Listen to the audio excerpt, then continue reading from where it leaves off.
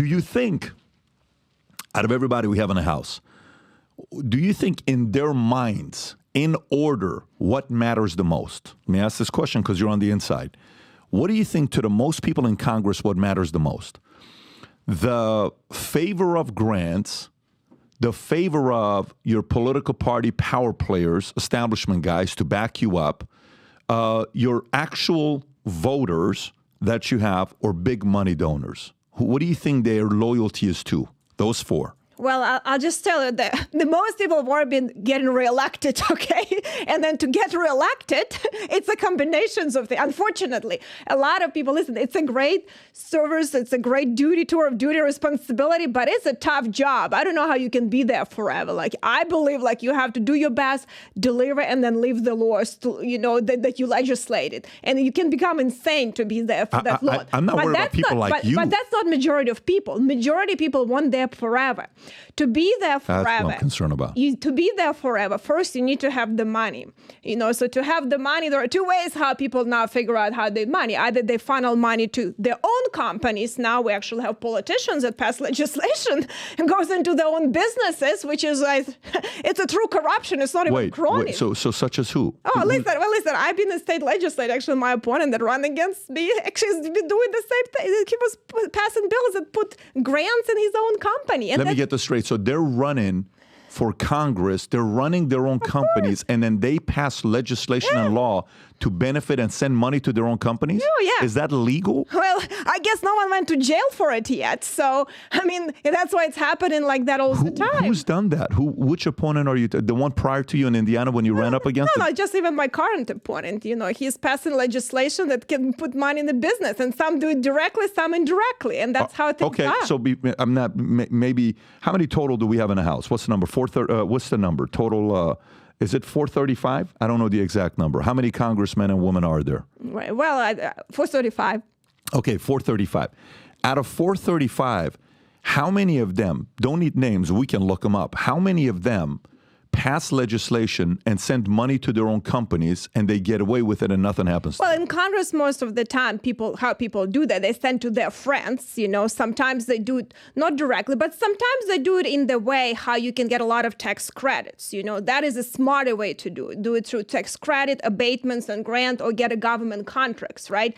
So in Congress, the state legislature is a little bit easier because you don't have to, report it as, you can have your own business and be legislator. So it's actually happened. In the Congress, you have to do a little bit more evasive. You can say, we'll do this workforce development grants, and we're going to give you billions in grants. And who is going to get these billions of grants? Probably 20 companies. And what is this 20 companies? Or whoever get a big contribution. And it could be your friends.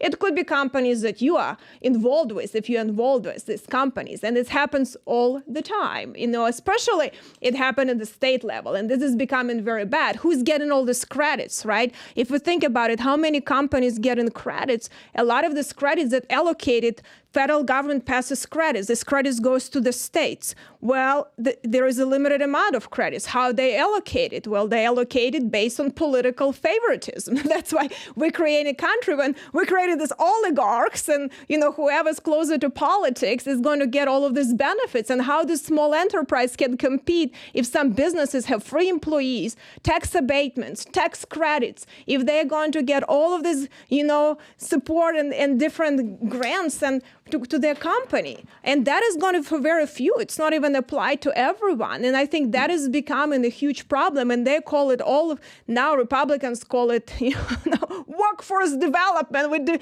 We have a free employees for some companies. That's the reality. Or they give it to friends, and then they give money to friends. And, listen, what is number one lobby? Hospital monopoly. Number two, insurance monopoly. Number three, big pharma. They get billions of dollars defrauding some of these funds like Medicare that going bankrupt. And you saw what's happened if Trump just mentioned, we're going to deal in with, fraud in Medicare. He got attacked. Oh my gosh. So he backtracked because the money is so big. So there's so much money given all of the special interest groups, and the country is going bankrupt. We have inflation. We're destroying the middle class and poor people on fixed income. but the money are too powerful. So that's what it controls you. You either send money if you have your own business or your friends' businesses or your contributors. And then they put in super PACs. And then this money will run craziest campaigns and you can say whatever lie you want. So, okay, I just pulled up Brookings Institute. Can you pull this up, Rob, what I just found right now? I'm just curious to know what this is. So I want to find out from your peers.